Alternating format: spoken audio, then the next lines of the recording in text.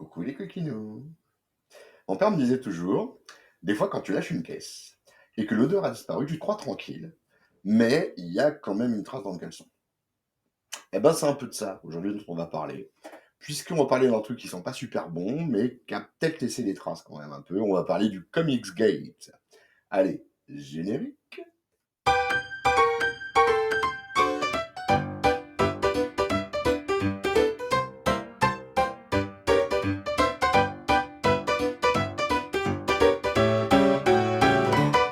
Alors, définition d'abord ce que c'est que le Comics Gate.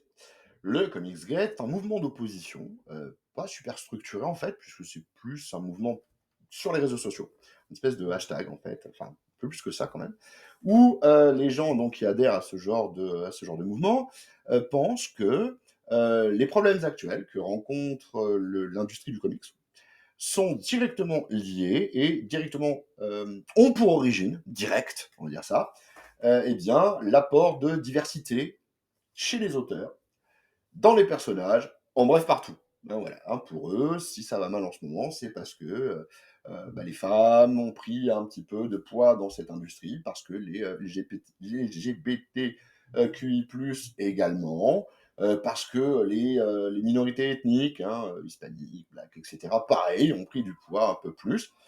Et pour eux, bah, pour les comics getters, donc c'est la source de tous les maux. Vous voyez le principe. Ils insistent beaucoup sur le fait que justement l'apport de ces personnels, en plus de ces gens issus des minorités donc, eh bien, a politisé un maximum, à donf comme c'est pas permis, les comics, et alors que eux veulent absolument nécessairement que ce soit totalement apolitique. Évidemment, quand tu commences à demander à exclure une certaine catégorie de personnes, c'est apolitique comme truc. Tu vois hein? Bref, enfin, toujours est-il que voilà, ils ont les comics Gators, lancé des campagnes bah, tout d'abord une espèce de lobbying auprès de Marvel. C'est Marvel hein, surtout qui est visé pour le coup. Depuis le début des années 2010, on va dire, hein, avec le All New, All Different, etc. Enfin, milieu des années 2010 en réalité. Donc, voilà, concrètement, c'est Marvel beaucoup, beaucoup qui est visé pour le coup.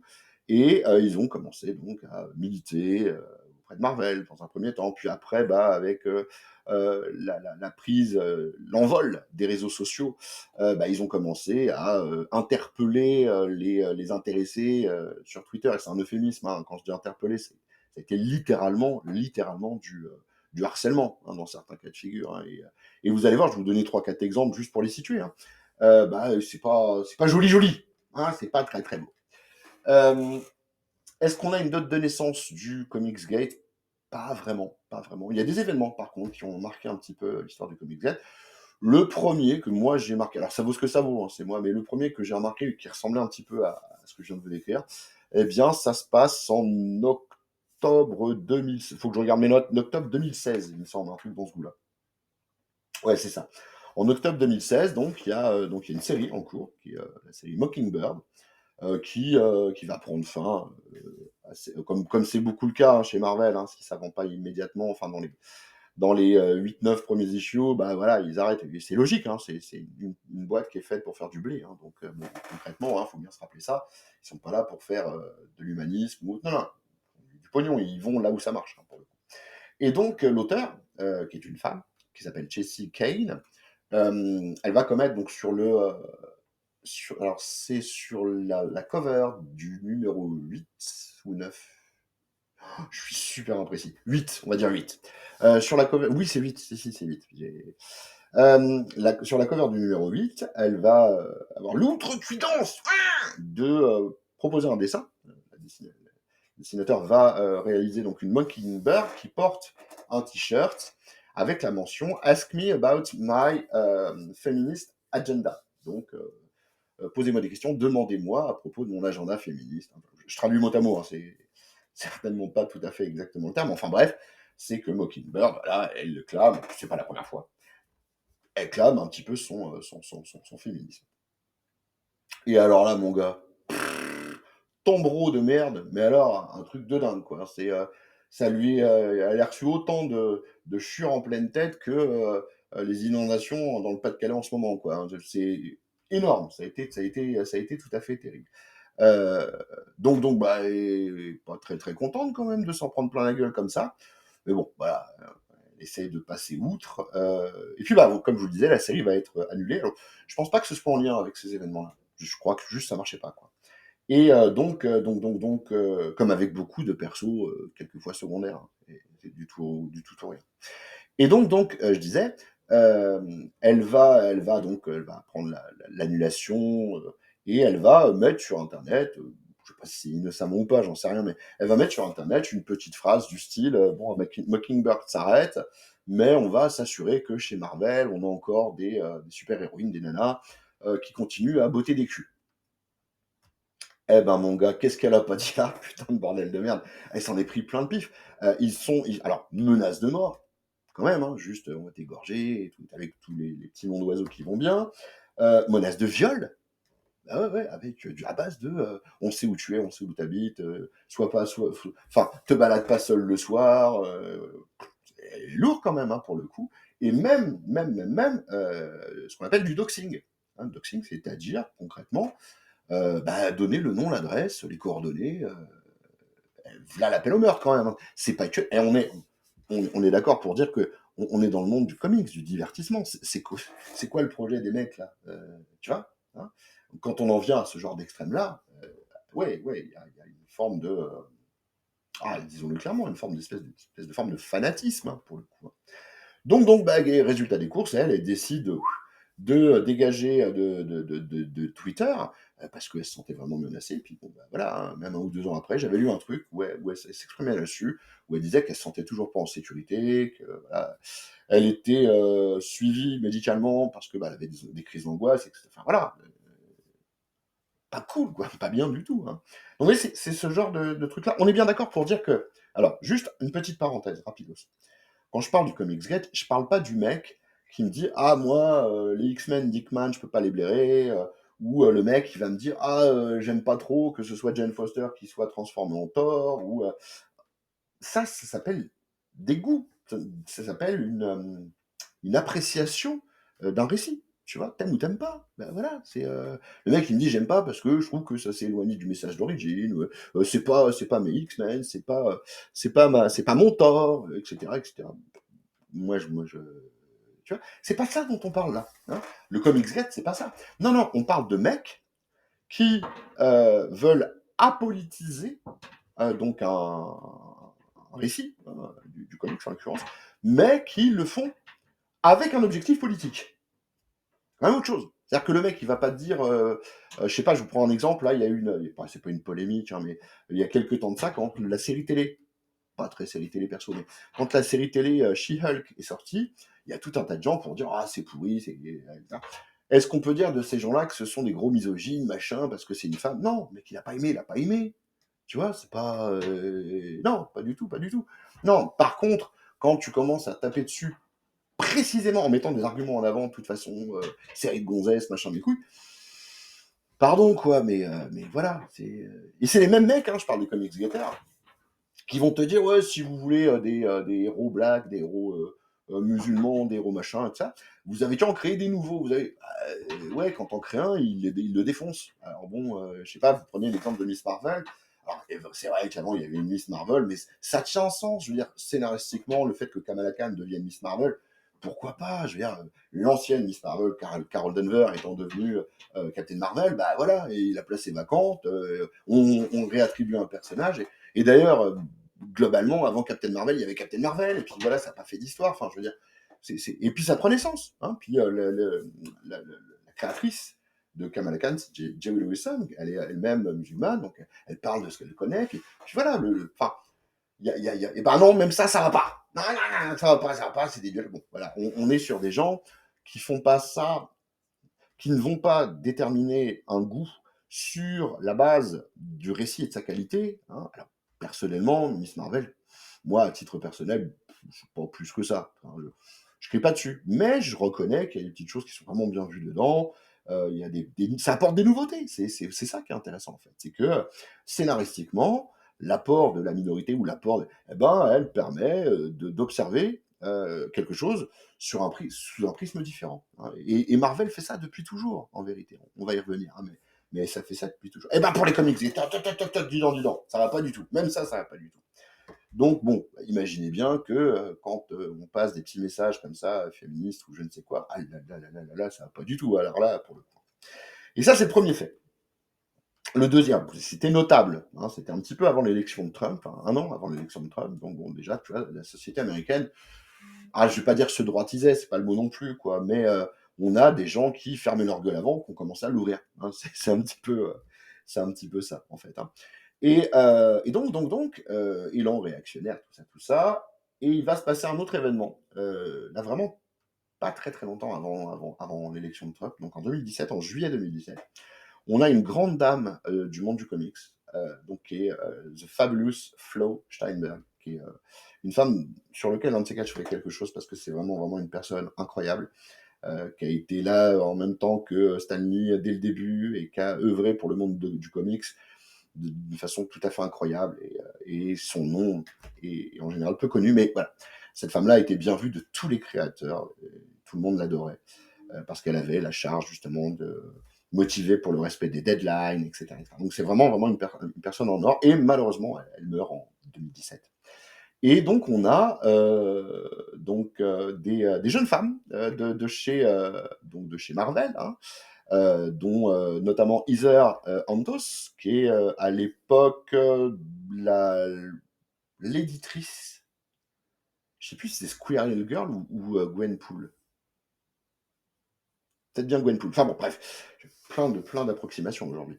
Donc on a Heather Amos, qui est donc l'éditrice de la série, ouais, c'est Gwenpool, il me semble. Enfin bref, qui veut rendre hommage à Flo Steinberg, entre filles, vous savez, les trucs entre filles, ça peut se faire aussi.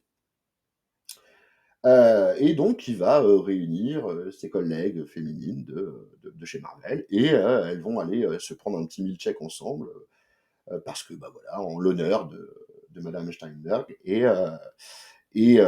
donc elles vont faire une coonerie, et une belle coonerie. Elles vont prendre une photo d'elles, un selfie, tu vois, où on les voit toutes sur la photo avec un petit milkshake dans la tronche et tout. Et elles vont le publier sur Internet. Oh là là là là, les connasses! C'est pas moi qui le dis, c'est sur Twitter. C'est le premier, je vous jure que c'est vrai. Quand j'ai recherché la photo il y a de ça quelques années, le premier truc que j'ai vu noté sous cette photo-là, c'est You're dirty bitch. Enfin bref, donc le mec, les mecs ont été à fond. Euh, euh, à accuser ces jeunes femmes pendant un milkshake, d'être la cause de tous leurs maux, ni plus ni moins, d'être celle qui faisait que le marché du comics s'effondrait, que tout allait mal à cause d'elle, que voilà. C'était la pire brochette de SJW. Alors, SJW, Social Justice Warrior, dans la bouche de ces connards, c'est le principe euh, du progressiste, voilà, un peu actif, on va dire, quoi. On verra aussi qu'il y a eu des débordements de côté de ces gens-là, mais voilà, et c'est pas eux qui ont commencé, j'ai envie de dire. Et donc, bah, elle s'est fait pourrir, hein. Elles se sont fait pourrir, avec à la clé, là aussi, bon, outre les remarques misogynes, hein, évidemment, vous en doutez bien, outre ça, des menaces, des menaces, même chez Mac avec Chelsea Kane, hein, et pendant un an, juste, pendant un an, les meufs, elles prennent une photo en train de prendre un milkshake en disant, en hommage, en honneur à Madame Steinberg, et paf, on leur tombe sur la gueule, on les pourrit, enfin, le truc légèrement excessif, hein, on va dire quand même, hein, tu vois. Et voilà, c'est ça qui marque vraiment la différence avec le fan qui est pas content, qui aime pas la direction qui est prise par tel ou tel rédacteur. Tu sais, il y a eu des menaces qui ont été faites, hein, sur, je sais pas, mais comme Dan Slott, comme Cullen Bunn, comme voilà, par rapport à certains. Tiens, à titre perso, Cullen Bunn, j'étais super mécontent à l'époque. On parle de ça il y a quelques temps quand même, hein, pour le coup. J'étais super mécontent de sa version de Lobo. Vous voyez, le Lobo, c'est un personnage qui me tient particulièrement à cœur. Et voilà, j'étais pas, mais je vais pas m'amuser à lui balancer des menaces de mort, quoi. Faut arrêter de déconner. Donc, vous voyez, il y a une vraie distinction, et il faut pas classer tout le monde au même endroit. Il y a une vraie distinction entre le mec qui dit bah moi j'aime pas, moi ça me saoule, ça me fait chier, légitime, et le connard qui va avoir un avis basé sur, certaines formes de politique, on va dire, un peu nauséabond, ça c'est mon avis, mais plus que ça, parce que c'est ça qui est vraiment emmerdant après derrière, bah, de faire du harcèlement quoi, de pourrir la vie des gens numériquement. Voilà, c'est moche quand même quoi, pour le coup. Donc on a eu plusieurs trucs comme ça, on a eu, comment il s'appelle ce con-là là? Merde, c'est Bill Tucci. Ouais, Bill Tucci, qui est un dessinateur qui est affilié alors parce que oui, il y a des artistes maintenant qui sont affiliés au Comicsgate parce que voilà, et qui ont des avis, bon. Que le gars ait un avis politique, même si c'est pas le mien, ça le regarde après tout, hein, et puis moi j'ai rien à dire là-dessus, hein. Qu'il l'exprime, OK, pas de souci. Mais bon, bah, qu'il s'étonne pas qu'il y ait une réponse derrière, hein, qu'on lui réponde. Et que, bah, qu'il soit après classé, dans une certaine catégorie et où certaines maisons d'édition, bah, désormais refusent après de bosser avec quoi. Je veux dire, pour l'image, vous voyez? Encore une fois, une boîte comme Marvel, comme DC, comme, la plupart des taules, elles, leur objectif, c'est de faire du blé, elles veulent être le plus neutre possible, le plus lisse possible en termes d'image. Et là, c'est plus que rugueux, hein, comme image. Donc Bill va traiter les, SJW de nazis, tout dans la mesure, le mec. Ce à quoi on a un mec, donc, qui est c'est un artiste aussi qui travaille, mais vraiment un petit artiste, tu vois, qui bosse dans un petit journal, dans un petit état, voilà. Et donc le gars va dire: «Bon, c'est des conneries, voilà, etc.» Et là-dessus, et là, il y a un intervenant qui va être très important. Il y a un monsieur, qui s'appelle Richard C. Meyer, qui est, en fait un ancien, alors, un mec qui est un militaire déjà à la base, qui était un militaire, et en sortant de l'armée, le gars, il a voulu se lancer dans la carrière des comics. Il a lancé un ou deux comics, et clairement, il a un petit peu échoué. C'était des comics, encore une fois, basés sur, comment dirais-je? Le passé militaire, son passé militaire. Donc c'est un comics qui racontait en fait, les mésaventures comme ça, d'un de ses collègues à lui, d'un soldat, qu'il avait côtoyé. Donc ça s'appelle, No Enemy But Peace, le comics en question.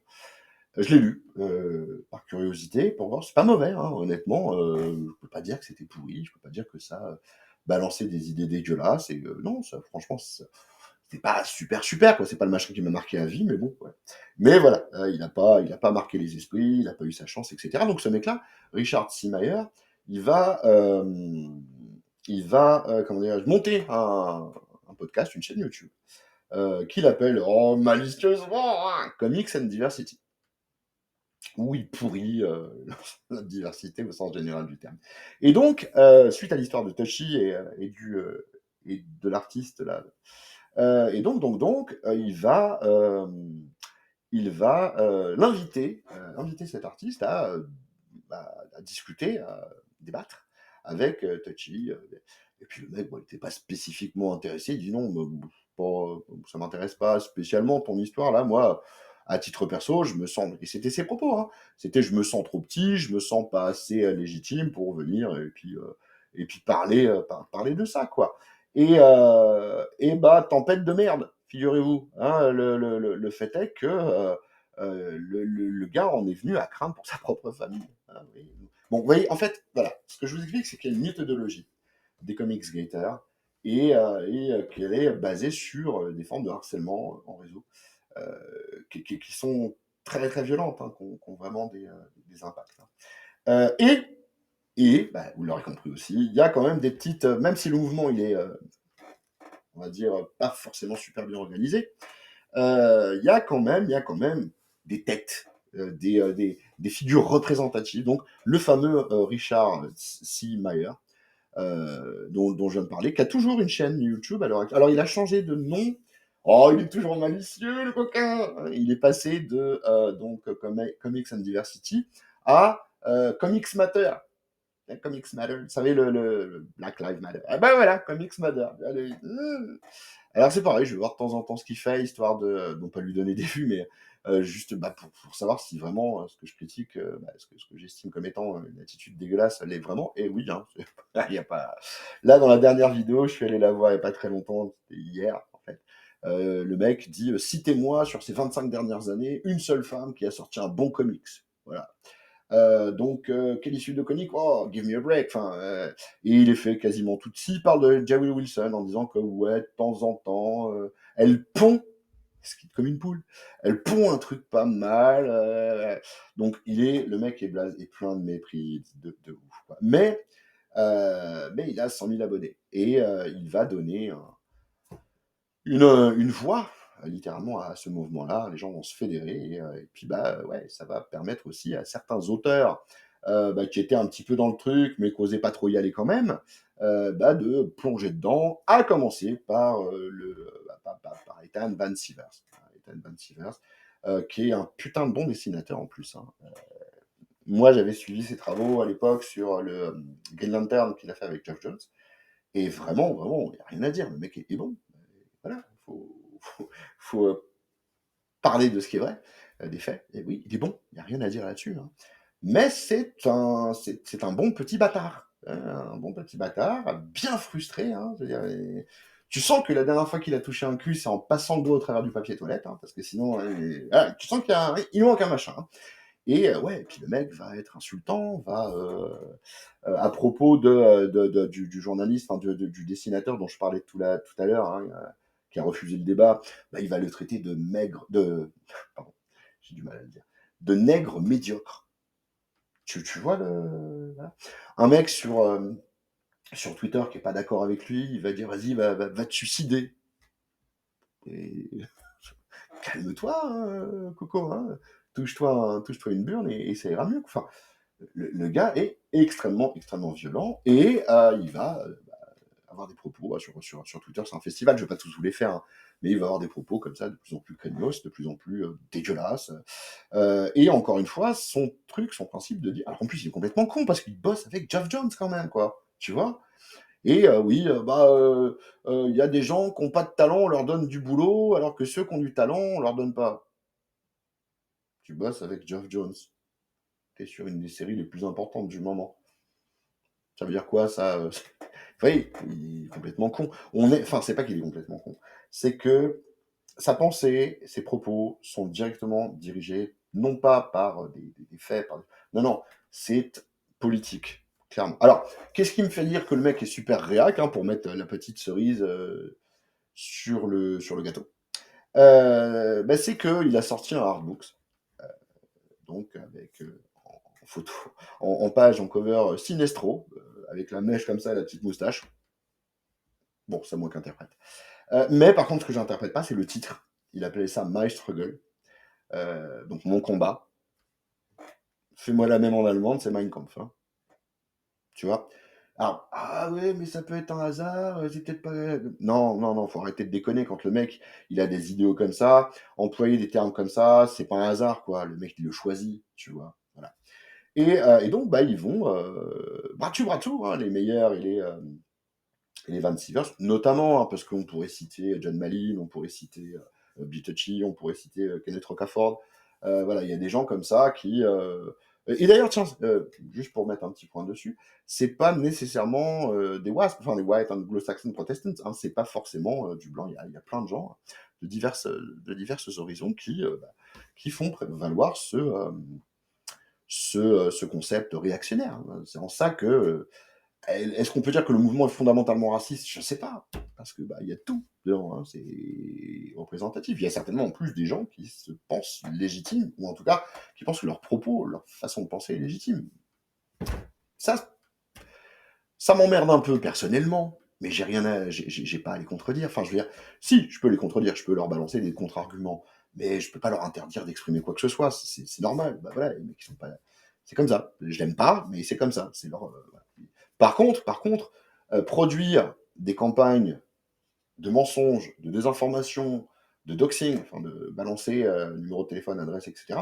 Ça c'est de la fils de puterie grave, grave, gravissime. Et c'est ça qu'on reproche aux comics. Si les mecs c'était seulement des gars pour dire ah ouais les comics c'était mieux avant, les années 90 avec les gros bras, des bonhommes, des gros seins, des gonzesses et juste de l'action, c'était super. Ouais, en plus, quand bien même, hein, dans les années 90, le propos politique, il y en avait. Ah, ne politisez pas. Non. Putain, ils le font sur la base de la politique, de leurs idées politiques personnelles. Réactionnaires, ségrégationnistes, quelquefois. pas toujours, comme je viens de le dire, raciste. Tu vois? C'est ça qui est problématique, hein. Tu peux pas d'un côté dire: «Ah ouais, avant les comics», en plus c'est complètement con, parce que la base des comics, hein, je le rappelle quand même, c'est en grande majorité dessiné par des gens, à la base, hein, dans les années 30, 40, 50, c'était des gens, c'était des dessinateurs, bah, qui étaient issus des minorités parce qu'ils trouvaient pas de taf ailleurs et qui se sont lancés là-dedans, hein. Si on prend les créateurs de Superman, c'est, Siegel et Shuster, bah, c'était 2 immigrants juifs. Vous prenez, le créateur de Captain America, les créateurs, c'est, Simon et Kirby, bon, bah, voilà, 2 juifs, Stan Lee est juif. Borman, le directeur fondateur de Marvel, enfin Tiny Comics et puis Marvel, bah, c'était un juif. Enfin voilà, à un moment, il faut arrêter de déconner. Les comics, ça a toujours été ça. Ça a toujours été l'écho des minorités. Alors après, voilà, est-ce que c'est pas la vue de ces mecs-là, des comics créateurs qui ont changé et à qui ça plaît pas, mais faut arrêter de se raconter une connerie, un mythe, quoi. Hein. Et notamment chez Marvel. Bon, Marvel, c'est quand même, ils ont quand même la paternité du Black Panther, qui est une inspiration directe du combat des droits civiques des Blacks, de Luke Cage, hein, au moment de la Black Exploitation, à l'époque. Enfin voilà, quoi, merde, à un moment, il faut arrêter de dire n'importe quoi. Il faut arrêter de dire que les comics ne sont pas politiques. Ils l'ont toujours été. Voilà. On va résumer, tout est politique. C'est comme ça. Donc, toujours est-il, encore une fois, que je reviens sur mon premier propos, que bah, ils vont trouver en meilleur et Evan Sivers bah, des porte-voix, hein, et que bah, ce mouvement s'est perpétué, hein, même encore maintenant. Hein, vous avez toujours des gens, alors ça sent un peu moins fort, oh, le coup sur le micro, pardon, ça sent un peu moins fort, c'est vrai, mais ça s'est perpétué, hein, pour le coup. Pour le coup. Alors, qu'est-ce qui a calmé un peu le jeu? Bon, bah déjà que Trump soit plus au pouvoir, personnellement, je pense que ça a joué, hein, pour le coup. Hein. Et puis au-delà de ça, il faut comprendre que meilleur alors meilleur, surtout meilleur, et si Fancifers dans une moindre mesure, eh ben ils ont réussi à publier leur propre comics à eux, donc Cyberfrog pour Vancivers et putain, Joe Breakers, le casseur de mâchoire, pour Richard C. Myers, ils l'ont, par crowdfunding, vous savez, les campagnes Ulule, etc., ils ont réussi à produire leur comics. Ils se sont fait un max de blé, hein, clairement, hein, ils sont pétés de thunes là-dessus. Ah tiens, d'ailleurs, petite anecdote. Euh, avant de choisir le crowdfunding, Meyer veut produire lui-même. Enfin, veut sortir par les canaux habituels, son comics. Donc, il va s'adresser à plusieurs boîtes, Boulet, et puis il va s'adresser à Antarctic Press. Et au départ, bon, Antarctic lui fait un contrat basique, etc. Et apparemment, Antarctic Press, alors c'est vrai, aurait reçu quelques coups de fil en disant attention, ce mec-là, il est sulfureux et tout, et notamment de Mark Waid. Et bah, Antarctic Press dit attends, oula, ouais, attends, s'il est si sulfureux que ça, on fait un parole. Eh bah putain, euh, Meyer va porter plainte, ça va aller au tribunal du Texas, enfin, il porte plainte contre Wade. Et en 2020, donc ça se passe en 2018, me semble-t-il, en 2020, il va retirer sa plainte parce qu'il n'y a pas de matière, parce qu'ils arrivent apparemment à un accord, et depuis, Joe Breakers est sorti. Je l'ai lu. Oh putain. Alors par contre, vous voyez, son premier récit sur une carrière militaire était plutôt sympa à lire. Putain, ça c'est de la merde. Mais alors, oh la vache. Il reprend vraiment tous les clichés de ce qu'il y avait de mauvais dans les années 90, c'est-à-dire des personnages vides, du muscle de partout, de la gonzesse en string avec des gros nichons, au niveau des implications psychologiques, enfin au niveau des échanges entre les personnages. Putain, c'est de la merde, mais de ouf, quoi. Et bah, il est fier de. Après, il peut être fier de son œuvre, ça, j'ai rien à dire là-dessus, quoi. Non, non, ce dont il est fier, c'est d'avoir réussi à contourner les canaux, avoir fait plier la doxa, voilà. Et il continue, bien sûr, comme je vous le disais, sur sa chaîne YouTube, à pourrir les LGBT. Voilà. Euh, Ce serait pas grave s'il était tout seul dans son coin. Ce qui est grave, par contre, c'est qu'encore une fois, il y a toujours des mecs pour prendre ça en main sur les réseaux sociaux et puis bah, en faire des espèces de pseudo-croisades contre ce qu'ils estiment être la somme de tous leurs mots. Hein, voilà. Donc voilà. Voilà ce qu'est le Comics Gate. Donc, comme comprenez bien que c'est pas forcément, même pour l'industrie, une très très bonne chose. Euh, En plus de ça, alors, je voulais en toucher un mot aussi parce que je veux pas non plus que ce soit que dans un sens. En plus de ça, il faut comprendre aussi que bah, ça a lancé un mouvement dans le camp opposé, hein, ce qu'eux appellent les SJW, où les mecs commencent à faire le forcing pour que plus de noirs, plus de minorités, plus d'hispanos dans les comics. Enfin, on assiste à des gens qui font le forcing dans l'autre sens, sans pour autant qu'il y ait de raison valable et c'est pas terrible non plus, hein. Et ils vont même aller jusqu'à employer les mêmes méthodes et à harceler des gens dont on pense qu'ils sont peut-être affiliés au Comicsgate. Heu, ouais, il y a eu Jay Lee qui a eu des problèmes là-dessus parce qu'il a fait des covers et pour Vancouver ou pour, je sais plus quoi et en fait finalement, il était peut-être, bon, faut rester modéré. Le principe c'est ça, rester modéré je pense, hein. Faut ni dans un sens ni dans un autre, cultiver la merde. Voilà, j'espère que je vous aurai un petit peu éclairé sur ce mouvement, bien crado et puis, des bisous, bisous!